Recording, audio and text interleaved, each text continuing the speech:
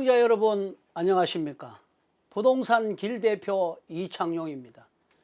오늘은 무주택자 내 집 마련의 꿈을 실현하는 전략에 대해서 알아보도록 하겠습니다. 지난 방송에서 정부의 전방위적 부동산 규제 완화가 수요 보양책으로 볼 수 있다고 말씀드렸습니다. 그 반응에 화답하듯이 부동산 시장의 낙폭이 줄고 매수 심리가 반등하고 있습니다. 경제는 심리고 살아있는 생물입니다. 부동산 하방 요인 중 하나가 대출이자 폭탄이었다는 건 경험해봐서 잘 알고 계시죠? 오를 땐 서서히 오르다 꼭지점으로 갈수록 무섭게 오르고 떨어질 때는 절벽에서 떨어지듯 하는 집값, 도대체 왜 이러는 건지 시장에서는 늘 이런 말들이 성행하고 있습니다. 부동산 10년 주기설, 일본에 잃어버린 20년을 보라. 인구는 점점 줄고 있는데 일부의 이런 주장은 부동산의 구체적인 지표로 볼 수 없는 자료인데 시장에서는 심리적으로 상당히 영향을 많이 미치기도 합니다. 그러나 이런 주변의 조언을 듣고 내 집 마련의 꿈을 미루신다면 내 집 마련은 어렵다고 보며 이 말씀은 꼭 드려야겠습니다. 부동산 중개업소를 방문하시는 분들께서 가족 단위나 친구들과 함께 단체로 움직이는 분들을 심심찮게 보게 되는데 매도 매수의 기회를 놓치는 경우를 많이 봤습니다. 구체적인 분석과 각종 자료에 근거하지 않는 본인 기준에서 하시는 조언은 고춧가루로 봐야 하겠죠.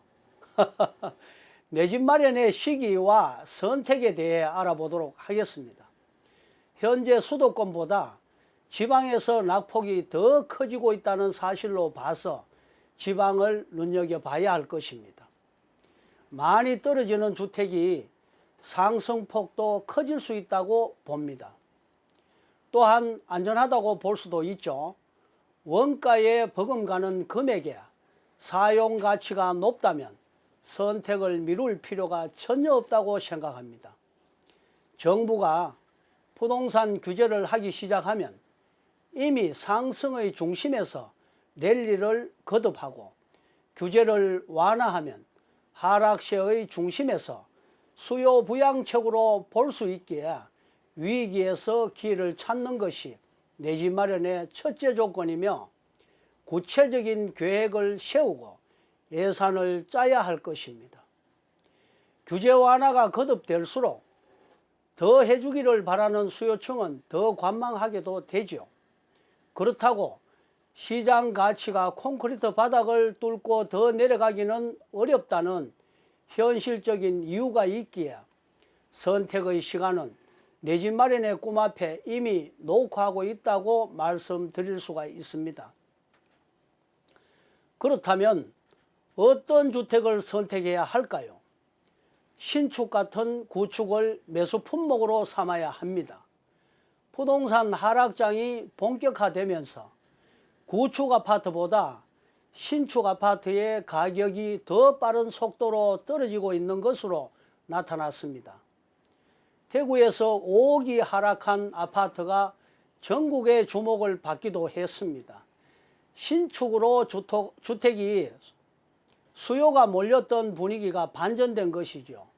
신축 아파트의 잔금 대출로 또는 전세금으로 잔금을 치른 세대에서 고금리를 지탱하기 어려운 상황도 있겠지만 계약갱신 요구권으로 전세금이 하향 조정되거나 차익을 감당하기 어려워 급매로 시장에 매물로 나온 결과로 봐서 매수 타이밍이 절묘하게 상황과 맞아 떨어지고 있다고 판단되기도 하고 또 다른 이유로 앞으로 신축 분양가는 자재값 상승과 인건비 상승으로 더 이상의 과거 분양가로 회귀하기는 꿈 같은 이야기라서 신축 같은 구축을 추천드립니다. 부동산 경기가 혹한기일 때는 미분양이 속출하고 건설사가 PF 자금으로 자금 경색이 올 수 있기에 장기 민간 임대 아파트로 위기를 극복하고자 하는 업체가 많이 늘어날 수도 있고, 분양 시점에 10년 후 매수 금액이 픽스된 장기 민간 임대 아파트로 월세를 받으며 기한의 이익으로 내 집 마련의 꿈도 실현할 수 있는 계기가 될 것이라고 봐집니다.